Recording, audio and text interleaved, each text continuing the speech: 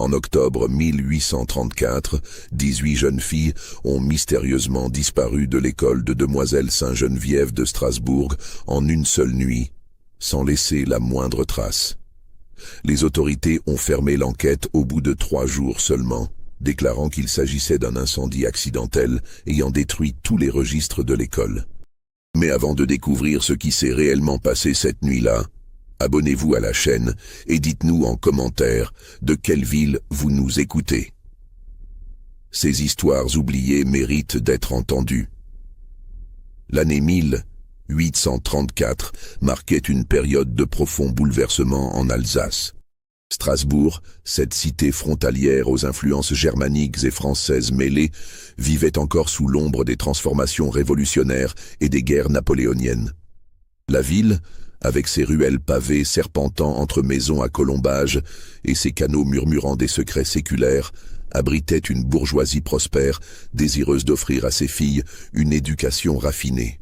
L'école de Demoiselle Sainte-Geneviève avait été fondée en 1828 par Madame Élisabeth Delacroix, veuve d'un négociant enrichi dans le commerce du textile.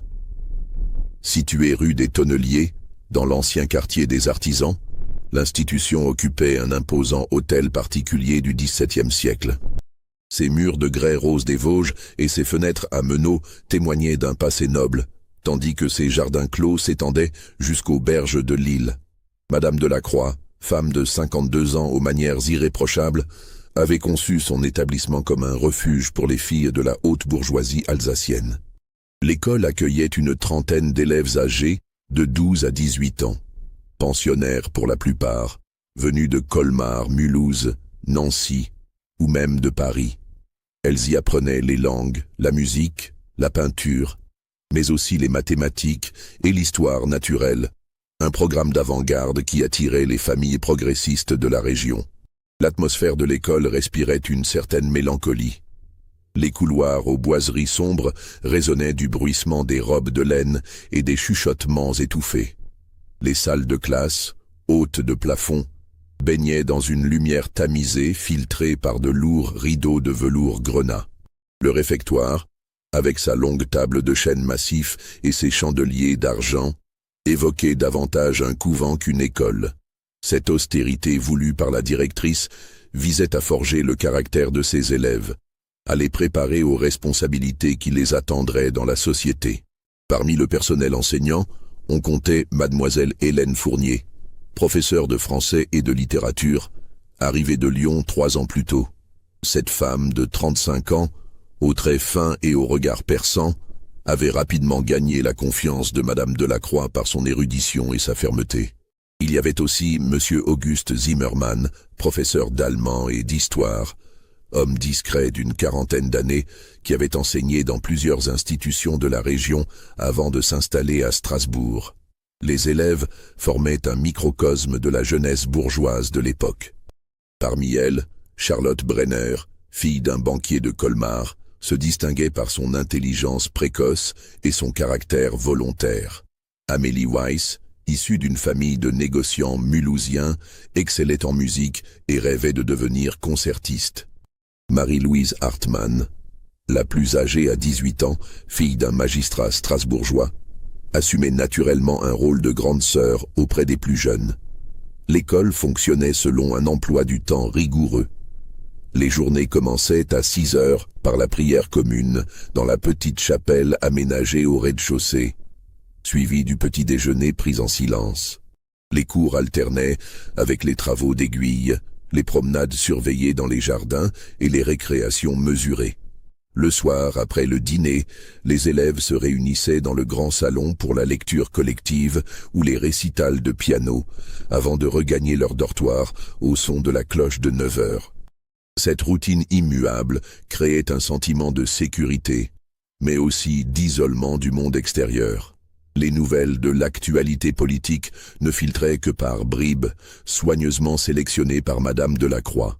Les lettres des familles étaient lues et parfois censurées. Les visites étaient rares et strictement encadrées. Cette claustration, justifiée par le souci de préserver l'innocence et la concentration des élèves, contribuait à créer une atmosphère particulière, presque mystique, où les rumeurs et les secrets prenaient une importance démesurée. Les premiers signes inquiétants remontent au début du mois de septembre 1834. Sœur Marguerite Koenig, la religieuse qui s'occupait de l'infirmerie, avait remarqué une recrudescence des malaises parmi les élèves. Des évanouissements pendant les cours, des crises de larmes inexpliquées, des insomnies qui se multipliaient. Elle en avait fait part à Madame Delacroix, mais celle-ci avait attribué ces troubles au changement de saison et à l'adaptation difficile de certaines nouvelles élèves. Le 14 septembre, un incident plus grave survint. Pendant le cours de mathématiques de Monsieur Leclerc, Charlotte Brenner s'effondra soudainement, prise de convulsions violentes.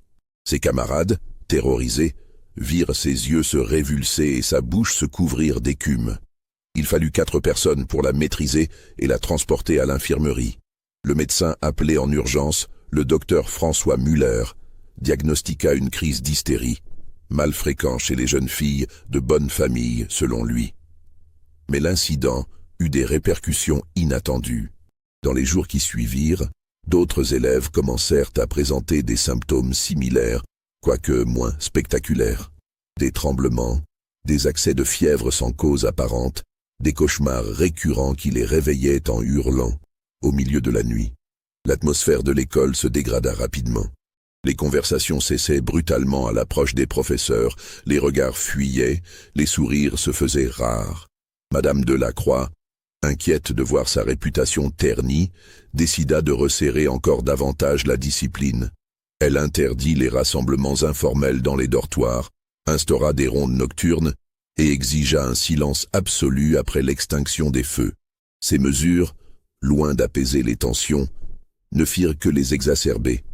C'est alors qu'un détail troublant fut rapporté par Berthe Müller, la cuisinière de l'établissement. Celle-ci avait remarqué que certaines élèves refusaient désormais de manger, prétextant des nausées ou des maux d'estomac. D'autres, au contraire, se jetaient sur la nourriture avec une voracité inquiétante. Plus étrange encore, elle avait trouvé à plusieurs reprises des restes de repas cachés dans les recoins les plus inattendus de l'école. Derrière les radiateurs, dans les plis des rideaux, sous les escaliers. Le 28 septembre, Marie-Louise Hartmann disparut pendant 3 heures. On la retrouva finalement dans la cave de l'école, recroquevillée dans l'obscurité, incapable d'expliquer comment elle était arrivée là, ni ce qu'elle y faisait. Elle prétendait ne se souvenir de rien, avoir perdu conscience dans sa chambre et s'être réveillée dans les sous-sols.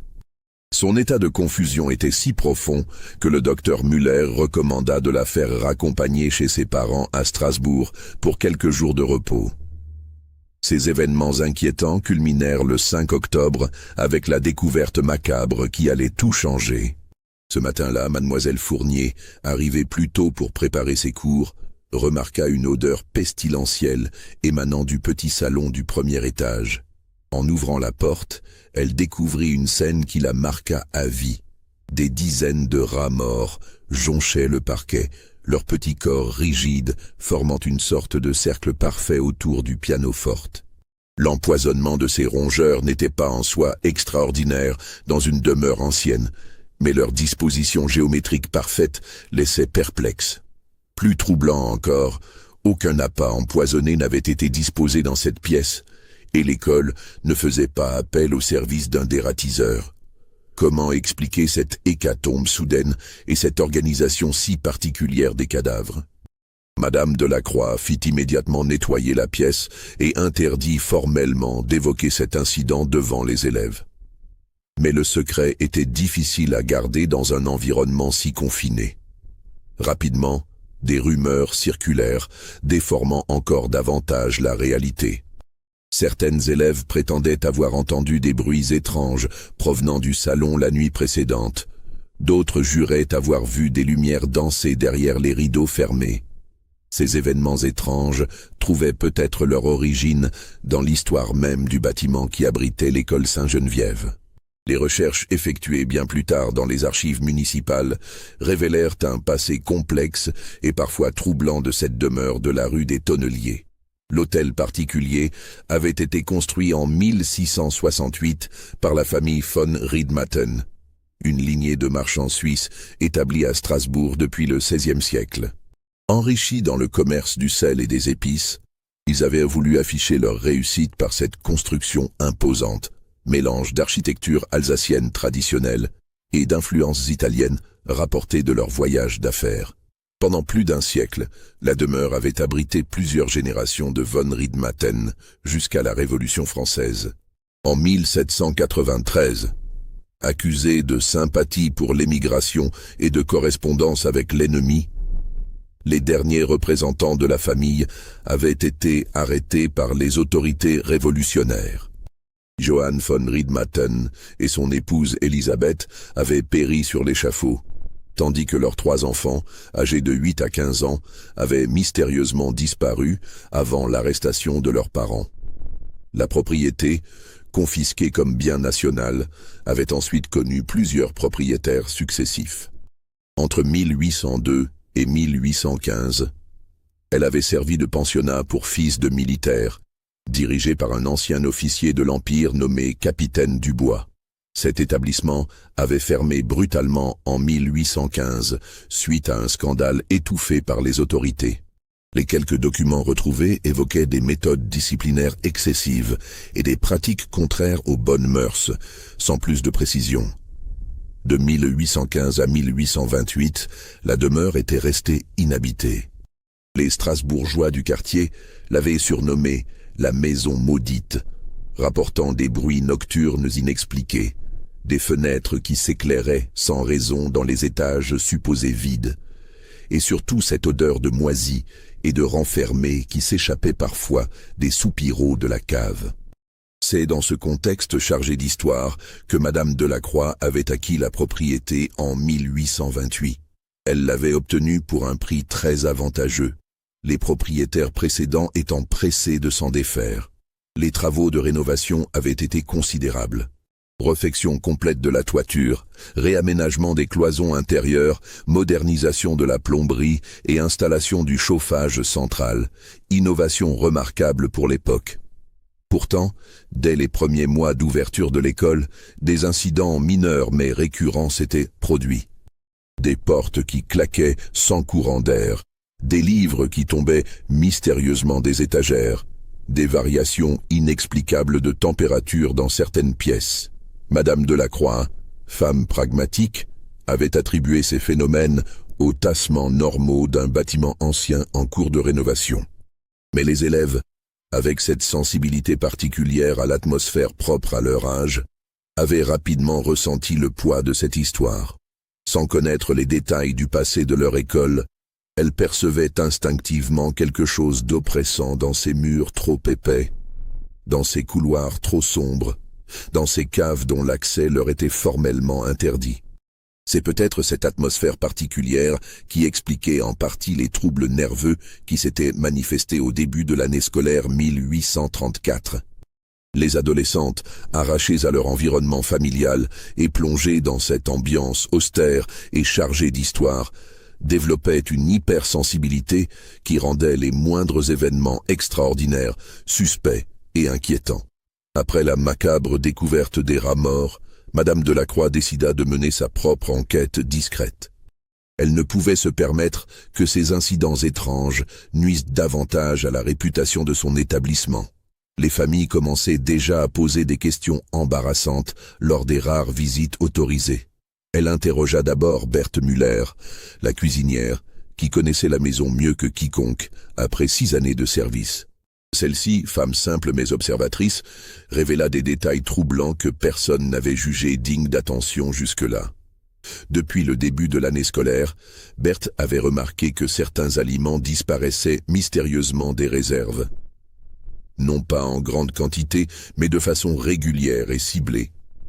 Du sucre, de la farine, des œufs, parfois un morceau de fromage ou quelques pommes. Elle avait d'abord soupçonné les servantes d'indélicatesse, mais une surveillance discrète avait innocenté le personnel.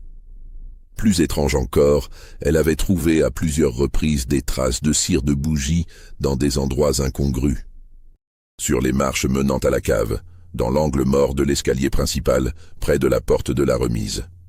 Ces traces fraîches suggéraient des déplacements nocturnes. Mais qui aurait eu besoin de s'éclairer à la bougie dans une maison équipée du gaz depuis 2 ans?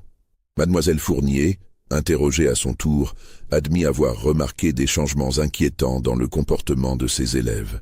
Leur attention s'égarait fréquemment pendant les cours. Leur regard se perdait vers les fenêtres ou se fixait sur des détails insignifiants de la salle de classe. Certaines semblaient communiquer par signes discrets, un langage secret que l'enseignante n'arrivait pas à déchiffrer. Plus préoccupant, les copies d'examen révélaient des anomalies troublantes. Des réponses identiques mot pour mot sur des sujets pourtant personnels, comme les rédactions sur « mes souvenirs d'enfance » ou « mes projets d'avenir ». Ces similitudes ne pouvaient s'expliquer par une simple tricherie, car elles concernaient des détails intimes que les élèves n'auraient pas partagés entre elles. Monsieur Zimmermann, le professeur d'allemand, apporta un éclairage différent mais tout aussi inquiétant. Homme méticuleux, il tenait un registre détaillé des progrès de chaque élève. En analysant ses notes, il avait constaté que les performances scolaires de plusieurs pensionnaires s'étaient subitement améliorées de façon spectaculaire au début octobre, quelques jours seulement après les premiers incidents. Charlotte Brenner, qui peinait auparavant avec les conjugaisons allemandes, maîtrisait désormais parfaitement les subtilités grammaticales les plus complexes. Amélie Weiss, jusqu'alors faible en histoire, récitait maintenant des dates et des événements avec une précision d'almanach. Marie-Louise Hartmann étonnait par ses connaissances soudaines en philosophie, discipline qu'elle n'étudiait pas officiellement à l'école. Ces progrès fulgurants, loin de réjouir leurs professeurs, les laissaient perplexes. L'apprentissage semblait s'être fait sans effort, sans les hésitations et les erreurs habituelles du processus éducatif. Plus troublant encore, ces connaissances nouvelles s'accompagnaient d'une transformation physique subtile mais perceptible. Les élèves concernés avaient perdu du poids. Leurs traits s'étaient creusés, leurs yeux brillaient d'un éclat fiévreux. Madame Delacroix décida alors de fouiller discrètement les dortoirs pendant les heures de cours. Ce qu'elle découvrit la glaça d'effroi. Sous le matelas de Charlotte Brenner, elle trouva un carnet rédigé dans une écriture serrée et presque illisible. Les pages étaient recouvertes de formules arithmétiques complexes, de fragments de poèmes en langues anciennes et de diagrammes géométriques d'une précision troublante. Chez Amélie Weiss, c'était un recueil de partitions musicales copiées de mémoire, des œuvres de compositeurs que l'école ne possédait pas et qu'une jeune fille de province n'avait aucune chance de connaître. Les annotations en marge révélaient une compréhension théorique de l'harmonie qui dépassait de loin le niveau d'enseignement dispensé à l'école. Dans l'armoire de Marie-Louise Hartmann, soigneusement dissimulée dans la doublure de sa malle de voyage, se trouvait un manuscrit de 60 pages intitulé « Réflexions sur l'art de gouverner les peuples ». Le texte, d'une maturité intellectuelle saisissante, analysait les révolutions européennes de l'époque avec une perspicacité digne d'un philosophe politique chevronné. Ces découvertes plongeaient Madame Delacroix dans une perplexité croissante. D'où ces connaissances provenaient-elles? Comment expliquer cette transformation intellectuelle soudaine de ses élèves? Et surtout, pourquoi ces acquisitions s'accompagnaient-elles d'une détérioration de leur état général et de troubles du comportement de plus en plus marqués?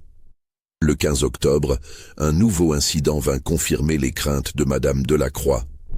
Ce jour-là, pendant le cours de catéchisme dispensé par l'abbé Roth, curé de la paroisse Saint-Thomas, un événement extraordinaire se produisit. L'abbé évoquait la parabole du bon grain et de l'ivraie lorsque Charlotte Brenner l'interrompit soudainement. D'une voix claire et assurée, elle se mit à réciter des passages entiers de la Vulgate en latin, puis à les commenter dans un grec parfait. Sa démonstration d'érudition théologique stupéfia l'assemblée. L'abbé lui-même, docteur en théologie de l'université de Strasbourg, reconnut qu'il n'aurait pas fait mieux. Mais ce qui troubla le plus le prêtre ne fut pas tant l'étendue des connaissances déployées que l'interprétation hérétique qui les accompagnait. Charlotte développait une vision de la doctrine chrétienne empreinte de mysticisme oriental et de philosophie néoplatonicienne, référence qui n'avait rien à faire dans l'esprit d'une pensionnaire de 16 ans, élevée dans la tradition catholique la plus orthodoxe. Quand l'abbé tenta de la reprendre, elle le fixa de ses yeux brillants de fièvre et lui répondit avec une autorité qui glaça l'assistance. « Vous ne comprenez pas, monsieur l'abbé. La vérité ne se trouve pas dans vos livres, mais dans les silences, entre les mots, dans l'ombre portée par la lumière, dans ce que vos regards refusent de voir. » Un silence de mort s'abattit sur la classe. Les autres élèves fixaient Charlotte avec un mélange d'admiration et de terreur. L'abbé Roth, homme pourtant habitué aux questionnements spirituels les plus ardus, se sentit profondément troublé par cette adolescente qui semblait posséder des connaissances qu'elle n'aurait jamais dû acquérir. Madame Delacroix, alertée par le tumulte, arriva dans la classe pour trouver Charlotte prostrée sur son banc, les yeux dans le vague, apparemment inconsciente de ce qui venait de se passer. Quand on l'interrogea, elle prétendit ne se souvenir de rien, pas même de s'être levée pour prendre la parole. Cet incident marqua un tournant dans l'attitude du personnel enseignant. La peur commençait à remplacer l'inquiétude. Mademoiselle Fournier confia à sa directrice qu'elle ne se sentait plus en sécurité, que ses élèves la regardaient parfois avec une intensité dérangeante, comme si elle lisait dans ses pensées les plus secrètes. Monsieur Zimmermann rapporta une expérience similaire. Pendant qu'il corrigeait les copies au tableau, le dos tourné à la classe, il avait senti peser sur lui un regard si lourd qu'il s'était retourné brusquement. Toutes les élèves le fixaient en silence, leur visage dénué d'expression, dans une synchronisation parfaite qui n'avait rien de naturel. Le docteur Müller, rappelé pour examiner les pensionnaires les plus affectés, ne put que constater l'aggravation de leur état. Leur poids continuait à chuter malgré une alimentation normale. Leurs pupilles restaient anormalement dilatées, même en pleine lumière, et leur pouls présentait des irrégularités inquiétantes. Plus troublant, leurs réflexes semblaient altérés. Elles ne sursautaient plus au bruit soudain, ne clignaient pas des yeux face à une lumière vive, ne retiraient leurs mains du feu qu'après un délai anormalement long. Si cette histoire vous donne des frissons, n'hésitez pas à laisser un pouce en haut et dites-nous en commentaire ce que vous pensez qui se passe réellement dans cette école. La vérité va vous surprendre. Les nuits devenaient de plus en plus agitées. Sœur Marguerite, chargée de la surveillance nocturne, rapportait des phénomènes de plus en plus étranges. Elle entendait des chuchotements dans des langues qu'elle ne reconnaissait pas. Des pas feutrés dans les couloirs, à des heures où toutes les élèves étaient supposées dormir, et parfois des pleurs étouffés qui semblaient provenir des murs eux-mêmes. Une nuit, elle découvrit 5 élèves assises en cercle sur le sol glacé du réfectoire, les yeux fermés, balançant doucement leur torse d'avant en arrière. Elles ne réagirent pas quand elle alluma la lumière, ne bougèrent pas quand elle les appela par leur nom. Il fallut les secouer vigoureusement pour les tirer de cette étrange transe. Interrogées le lendemain, elles jurèrent n'avoir aucun souvenir de s'être levées ni d'avoir quitté leur lit. C'est alors que Madame Delacroix prit une décision qui allait précipiter les événements tragiques du 24 octobre. Elle décida de faire appel à un expert extérieur, quelqu'un qui pourrait l'aider à comprendre ce qui arrivait à ses élèves. Son choix se porta sur Monsieur Alphonse Bertrand, ancien professeur de médecine à la faculté de Nancy, qui s'était spécialisé dans l'étude de ce que l'on appelait alors le magnétisme animal. Bertrand était un homme de science respecté, disciple des théories de Franz Anton Mesmer sur les influences magnétiques subtiles qui gouvernaient le comportement humain. Il avait publié plusieurs ouvrages sur le somnambulisme artificiel et les états de conscience modifiés, domaine d'étude encore controversé, mais qui commençait à intéresser la communauté médicale. Quand il arriva à l'école Sainte-Geneviève le 20 octobre au soir, déguisé en simple visiteur pour ne pas éveiller l'attention, Bertrand fut immédiatement frappé par l'atmosphère oppressante qui régnait dans l'établissement. Les élèves qu'il croisa dans les couloirs évitaient son regard ou, au contraire, le fixaient avec une intensité troublante. Le personnel enseignant paraissait tendu, aux aguets, comme s'il redoutait une catastrophe imminente. Madame Delacroix lui exposa la situation en détail, lui montrant les carnets découverts dans les dortoirs, lui rapportant les incidents des semaines précédentes, lui décrivant les transformations physiques et intellectuelles de ses pensionnaires. Bertrand écouta avec attention, posant parfois des questions précises sur les horaires, les groupes concernés, la chronologie des événements. Sa première observation fut que les troubles semblaient toucher exclusivement les élèves les plus âgés et les plus intelligentes, celles qui avaient déjà développé une forte personnalité. Les plus jeunes, les plus dociles, restaient apparemment indemnes. Cette sélectivité suggérait un phénomène d'influence mutuelle, une forme de contagion psychique qu'il avait déjà observée dans certains couvents ou pensionnats. Sa deuxième remarque concernait la régularité des manifestations. Elles semblaient suivre un rythme particulier, s'intensifiant à certaines heures de la journée et certains jours de la semaine. Cette périodicité évoquait les cycles naturels que Mesmer avait associés aux influences planétaires et magnétiques. Bertrand demanda à examiner individuellement les élèves les plus affectés. Ces entretiens, menés dans le bureau de Madame Delacroix, révélèrent des aspects encore plus troublants de la situation. Sous l'effet de techniques d'hypnose légère, plusieurs pensionnaires laissèrent échapper des informations qui glacèrent le sang de leurs interlocuteurs. Charlotte Brenner évoqua des leçons nocturnes dispensées par un maître invisible qui lui enseignait les secrets de l'univers. Elle décrivit avec précision des livres qu'elle n'avait jamais vus, cita des auteurs qu'elle n'avait jamais lus, développa des théories scientifiques qui dépassaient largement le niveau d'enseignement de l'époque. Amélie Weiss raconta des voyages qu'elle effectuait en rêve dans des bibliothèques fabuleuses où tous les savoirs du monde étaient conservés. Elle prétendait y avoir rencontré de grands compositeurs du passé qui lui transmettaient leurs œuvres inédites et leurs techniques de composition les plus secrètes. Marie-Louise Hartmann parla d'une société à laquelle elle appartenait désormais, une confrérie d'esprits supérieurs qui œuvrait dans l'ombre pour guider l'humanité vers un avenir meilleur. Elle mentionnait des réunions secrètes, des initiations, des serments prononcés dans l'obscurité. Ces révélations plongèrent Bertrand dans une perplexité profonde. En tant qu'homme de science, il cherchait des explications rationnelles à ces phénomènes extraordinaires. Mais l'accumulation de détails précis, la cohérence des récits, la transformation observable des jeunes filles défiaient toute interprétation conventionnelle. Le 24 octobre 1834 au soir, tous les éléments du mystère allaient converger vers une révélation aussi terrible qu'inattendue. Cette nuit-là, M. Bertrand avait décidé de mener une surveillance discrète pour observer directement les phénomènes rapportés par le personnel de l'école. Caché dans une alcôve du premier étage, il guettait les moindres mouvements nocturnes, armé d'un carnet et d'une montre pour noter précisément ses observations. Vers minuit, il entendit des pas légers dans l'escalier principal. Retenant son souffle, il vit passer Charlotte Brenner, suivie d'Amélie Weiss et de Marie-Louise Hartmann. Les trois jeunes filles descendaient en silence, leurs chemises de nuit blanches flottant comme des linceuls dans la pénombre. Leurs visages étaient d'une pâleur cadavérique, leurs yeux grands ouverts mais étrangement vides, comme si elles marchaient dans leur sommeil. Bertrand attendit quelques instants puis les suivit à distance, ses chaussons étouffant le bruit de ses pas sur les marches de bois.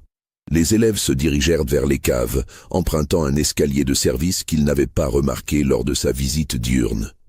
Une faible lueur dansante suggérait qu'elle portait une chandelle. Arrivé au sous-sol, Bertrand découvrit un spectacle qui marqua sa mémoire à vie. Dans une vaste salle voûtée qu'il n'avait jamais soupçonnée, 15 jeunes filles étaient assises en cercle sur le sol de pierre froide. Au centre, une unique bougie éclairait faiblement leurs visages concentrés. Elles tenaient toutes un livre ouvert sur leurs genoux, mais ce qui glaça le sang de l'observateur fut de constater qu'elles lisaient toutes en synchronisation parfaite, leurs lèvres articulant silencieusement les mêmes mots au même rythme. Charlotte, Amélie et Marie-Louise prirent place dans le cercle sans un mot, comme si elles connaissaient parfaitement leur rôle dans ce rituel étrange. Bertrand remarqua alors un détail terrifiant. Les livres que tenaient les élèves étaient tous identiques, reliés d'un cuir sombre qu'ils ne parvenaient pas à identifier dans la pénombre. Soudain, une voix s'éleva du groupe. Ce n'était pas celle d'une adolescente, mais une voix d'homme mûr, grave et autoritaire, qui semblait pourtant sortir de la bouche de Charlotte Brenner. Elle parlait dans une langue que Bertrand ne reconnaissait pas, mélange de latin ecclésiastique et de dialectes germaniques anciens, prononçant des formules qui résonnaient étrangement dans l'acoustique particulière de cette cave. Les autres élèves répondaient en chœur, leur voix d'enfant contrastant de façon saisissante avec l'autorité et la maturité des paroles qu'elle prononçait. Bertrand réalisa avec horreur qu'elle récitait des passages de philosophie hermétique, des fragments d'alchimie médiévale, des théories scientifiques qui ne seraient développées qu'un siècle plus tard. C'est alors qu'il aperçut, dans l'angle le plus sombre de la cave, une silhouette qu'il n'avait pas remarquée auparavant. Un homme grand et mince, vêtu d'un long manteau noir, se tenait immobile contre le mur. Son visage était dissimulé par l'ombre, mais Bertrand distinguait ses mains pâles et nerveuses qui semblaient diriger la cérémonie par des gestes subtils. L'homme tourna légèrement la tête, et dans le vacillement de la flamme, Bertrand entrevit un profil familier. Avec un choc, il reconnut M. Auguste Zimmermann, le professeur d'allemand de l'école. Mais ce n'était plus l'homme discret et effacé qu'il avait rencontré quelques jours plus tôt. Cette silhouette dégageait une autorité magnétique, une présence hypnotique qui expliquait enfin l'état de ses élèves. Zimmermann leva lentement les yeux vers l'escalier, et son regard croisa celui de Bertrand. Un sourire glacial étira ses lèvres minces. Il avait su depuis le début qu'il était observé. D'un geste presque imperceptible, il fit signe aux élèves de se lever. En parfaite synchronisation, elles refermèrent leurs livres et se dirigèrent vers l'escalier, leurs pas étouffés résonnant comme un glas dans le silence de la cave. Bertrand, pétrifié par la peur, réalisa qu'il était pris au piège. Les 15 jeunes filles remontaient vers lui, leurs visages toujours aussi vides d'expression, leurs yeux brillants d'une lueur qui n'avait rien d'humain. Derrière elles, Zimmermann avançait lentement, sa silhouette noire ondulant dans les ombres mouvantes projetées par la chandelle. « Monsieur Bertrand », dit Zimmermann d'une voix douce mais chargée de menaces, « j'espère que votre curiosité scientifique est satisfaite. Vous avez assisté à quelque chose d'extraordinaire. Ces jeunes esprits brillants ont accepté de recevoir un enseignement que les universités les plus prestigieuses ne pourraient leur offrir. » Bertrand tenta de reculer, mais les élèves l'encerclaient déjà. Elle ne le touchait pas, ne faisait aucun geste agressif, mais leur simple présence silencieuse était plus intimidante que toutes les menaces. « Vous vous demandez sans doute comment cela est possible », continua Zimmermann en gravissant lentement les marches. « La réponse est plus simple que vous ne l'imaginez. Ces demoiselles participent à une expérience pédagogique révolutionnaire. Je leur transmets, par des méthodes que votre science balbutiante ne peut encore comprendre, les connaissances accumulées par des générations de savants. » Il s'arrêta à quelques pas de Bertrand, et celui-ci put enfin voir distinctement son visage. C'était bien Zimmermann, mais transformé. Ses traits étaient tirés par une fatigue extrême, ses yeux cernés brillaient d'une fièvre inquiétante, et sa peau avait pris une teinte cireuse qui évoquait la maladie ou l'épuisement total. « Vous voyez, monsieur Bertrand, j'ai découvert le moyen de transcender les limitations habituelles de l'apprentissage humain. Ces jeunes filles absorbent en quelques semaines ce qui demanderait normalement des années d'études.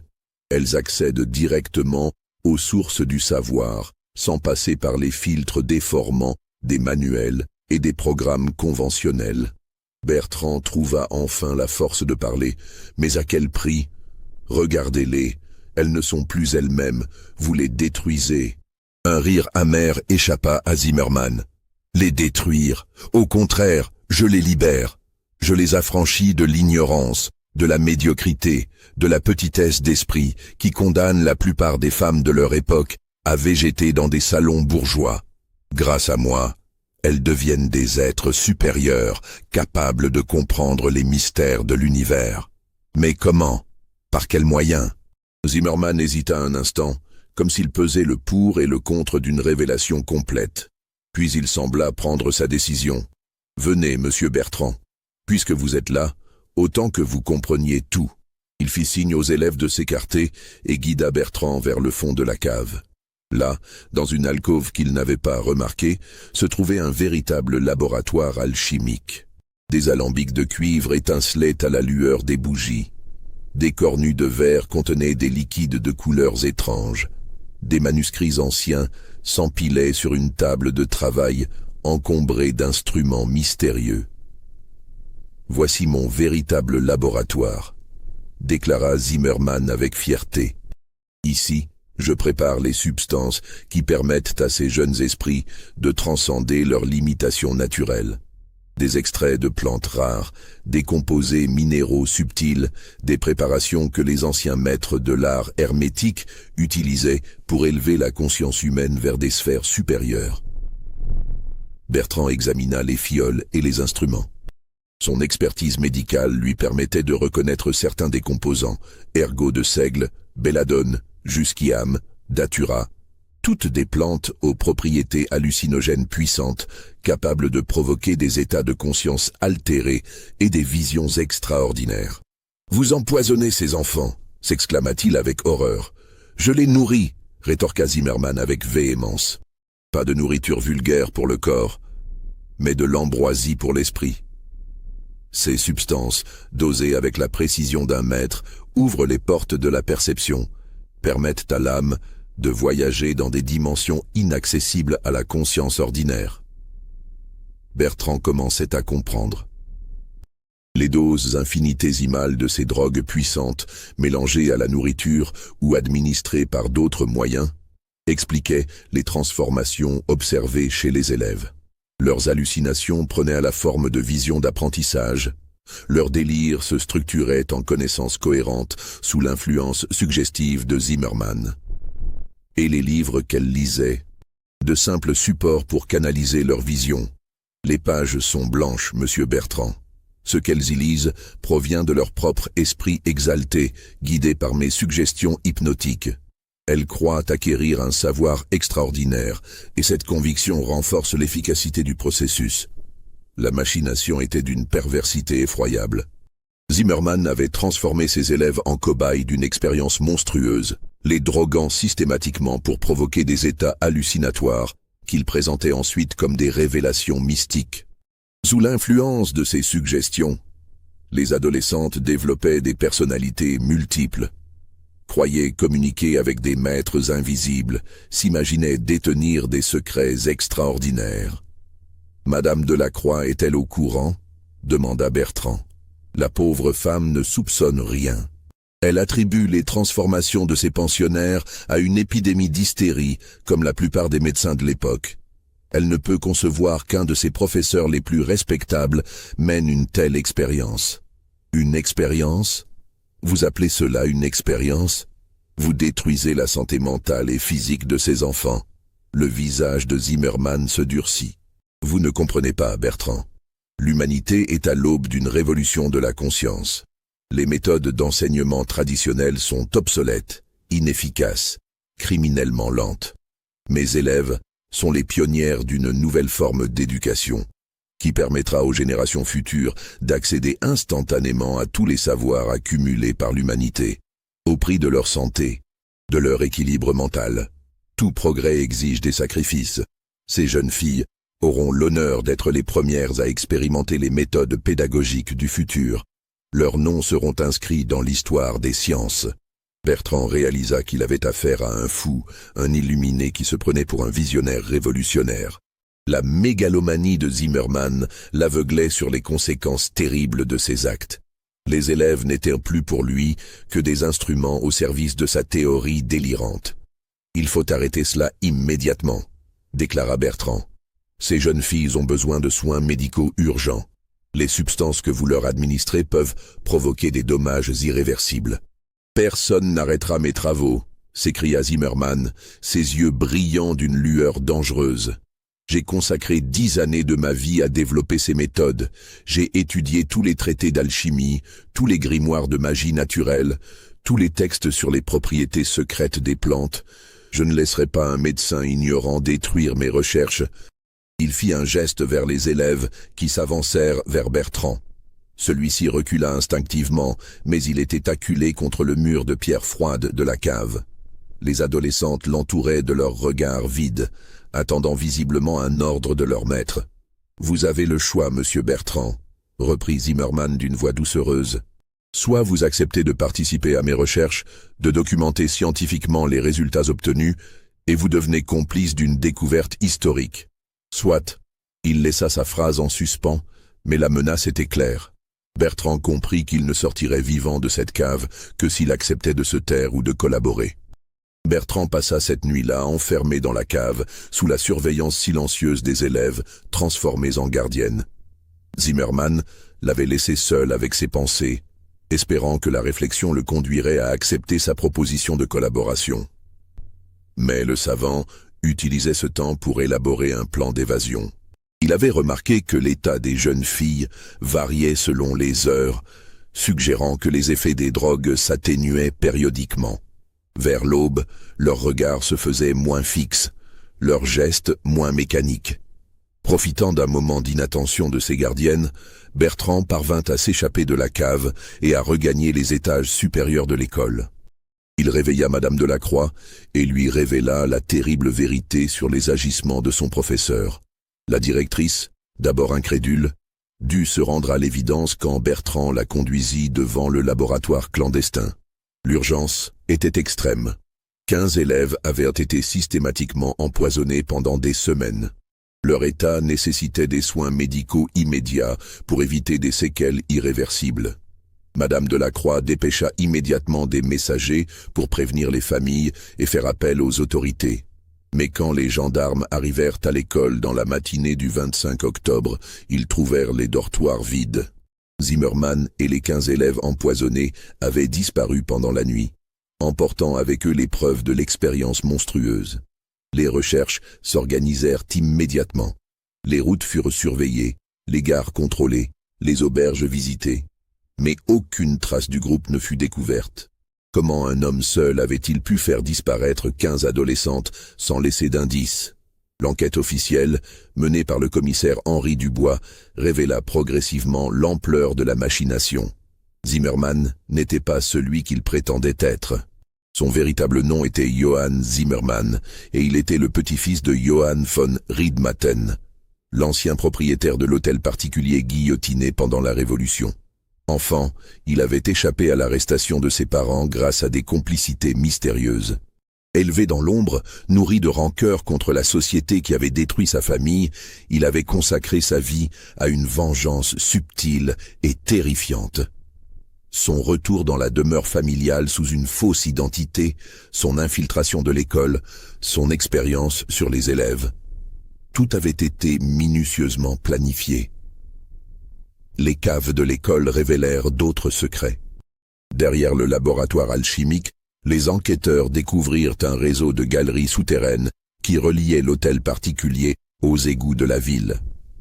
Ces tunnels, probablement creusés au XVIIIe siècle pour permettre aux von Riedmatten d'échapper aux persécutions révolutionnaires, expliquaient comment Zimmermann et ses victimes avaient pu disparaître sans être vus.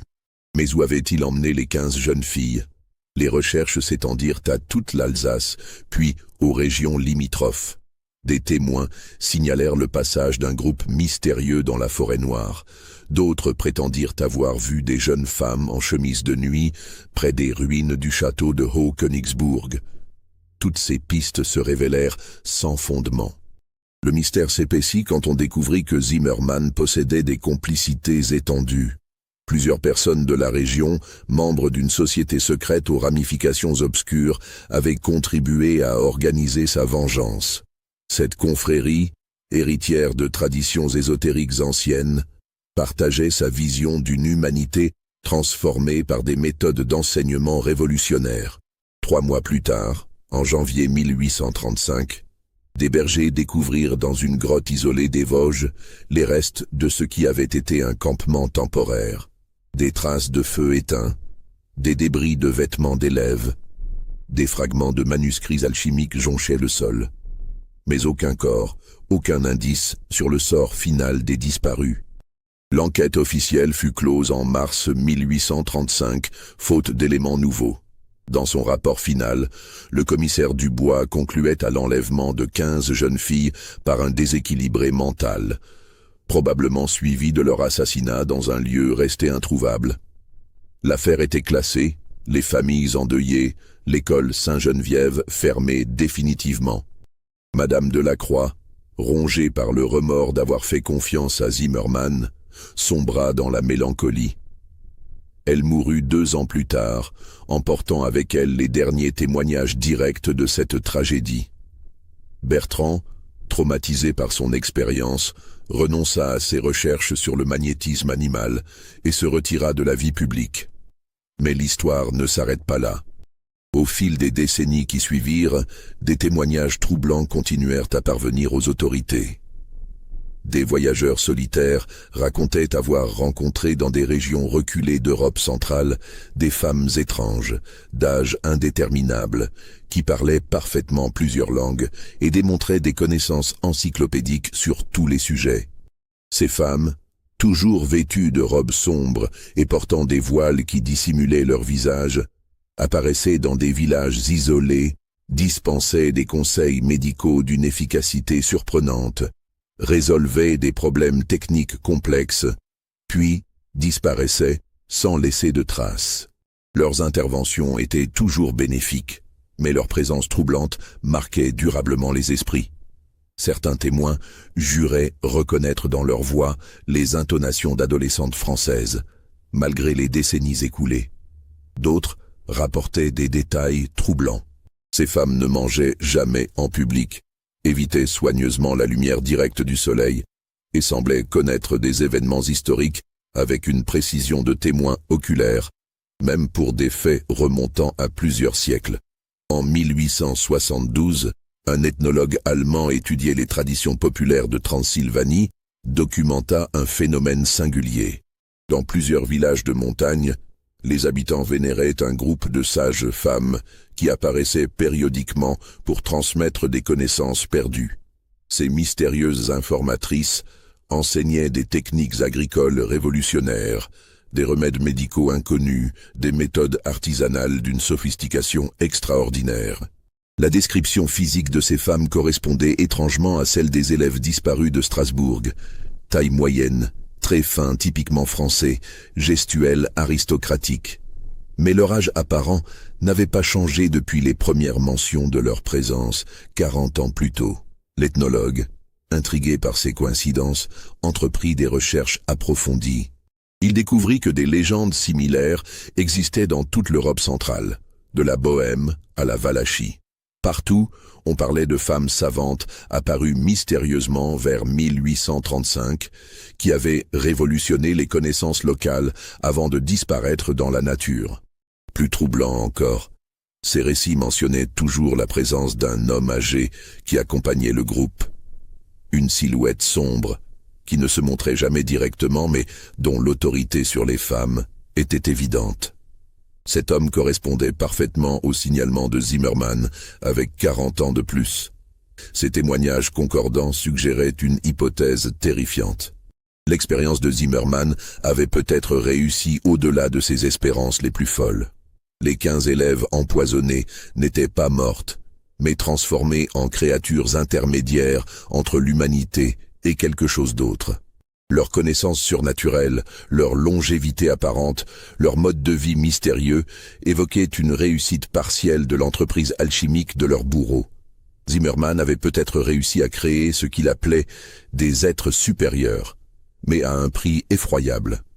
Arrachés à leur humanité normale, condamnés à une existence marginale et secrète, les anciennes élèves de l'école Sainte-Geneviève erraient désormais en Europe, prisonnières à vie de l'expérience monstrueuse qui les avait transformées. Cette interprétation expliquerait pourquoi leur corps n'avait jamais été retrouvé, pourquoi les recherches avaient échoué, pourquoi l'enquête officielle avait été close si rapidement. Les autorités avaient peut-être découvert la vérité, mais jugé cette révélation trop troublante pour l'opinion publique. L'école de Demoiselles Sainte-Geneviève de Strasbourg garde encore aujourd'hui ses secrets. L'hôtel particulier de la rue des Tonneliers, vendu et revendu plusieurs fois depuis 1834, continue d'intriguer ses occupants successifs. Des bruits inexpliqués, des courants d'air mystérieux, des odeurs de laboratoire alchimique qui remontent parfois des caves témoignent peut-être de la persistance de l'expérience de Zimmermann. Et parfois, très rarement, des voyageurs attardés dans les rues de Strasbourg rapportent avoir croisé le regard de femmes étrangement familières, dont les yeux brillent d'une intelligence surnaturelle et dont les voix murmurent des secrets dans un français d'un autre siècle. Alors, que pensez-vous vraiment de cette histoire ? Les 15 élèves de l'école Sainte-Geneviève ont-elles réellement disparu cette nuit d'octobre 1834 ? Zimmermann a-t-il réussi sa terrible expérience ? Ces femmes mystérieuses, aperçues à travers l'Europe, seraient-elles les survivantes transformées de cette tragédie oubliée ? Dites-nous en commentaire si vous croyez que tout a été révélé. Abonnez-vous pour d'autres mystères historiques troublants et partagez cette histoire avec ceux qui aiment les secrets sombres du passé. Certaines vérités sont trop étranges pour être inventées.